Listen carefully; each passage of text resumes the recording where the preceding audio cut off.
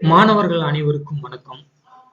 சேக்கிழாரின் பெரிய புராணத்தில் சுந்தரமூர்த்தி நாயனார் குறித்த பகுதியில் இடம்பெற்றுள்ள பாடலானது நமக்கு பாடப்பகுதியில் உள்ளது.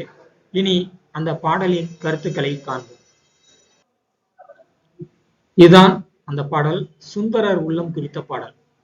இந்த பாடலினுடைய சூழல் என்னவென்று சொன்னால், சுந்தரரும் பறவையாரும் ஒருவரை ஒருவர் முதலாக பார்த்துக் கொள்கின்றனர்.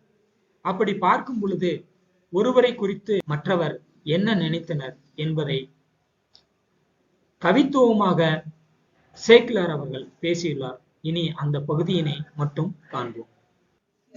சுந்தரர் பறவையாரை காண்கின்றார்.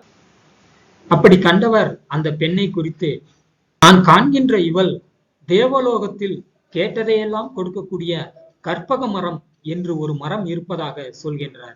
அப்படி பிறருக்கு கேட்டதையெல்லாம் கொடுக்கின்ற கற்பக மரத்தின் அழகிய பூங்கொம்போ என்றும், மன்மதன் இந்த உலகில் நிலைத்து பெருவாழ்வு வாழ்வதற்கான பெரும் பொருளோ என்றும்,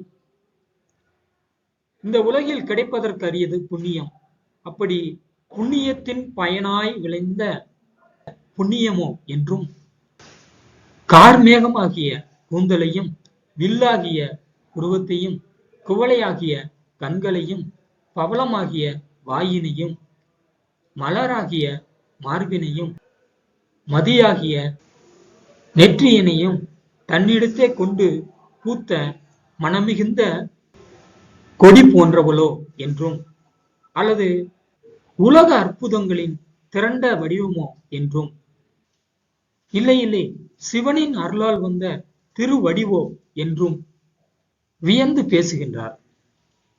சுந்தரரை போன்றே பறவையாரும் சுந்தரரை கண்டு அவரின் சிறப்பினை வியந்து பாடுகின்றார்.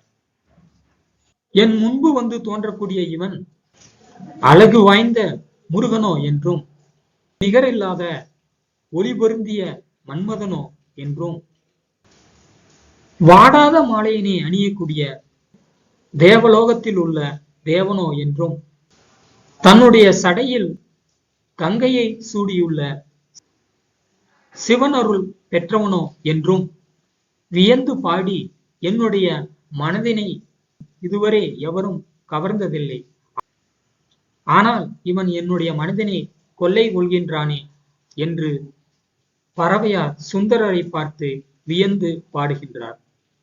பொதுவாக தலைவன் தலைவியை கண்டு இவ்வாறு வியப்பது என்பது இலக்கிய மரபு. அந்த இலக்கிய மரபினை சேக்கிழார் இங்கு மிக அருமையான பாடலாக புனைந்துள்ளார். இந்த அருமையான பாடலை எளிமையாக தேர்வில் எழுதி வெற்றி பெற என்னுடைய வாழ்த்துக்களை தெரிவித்துக் கொள்கின்றேன். நன்றி, வணக்கம்.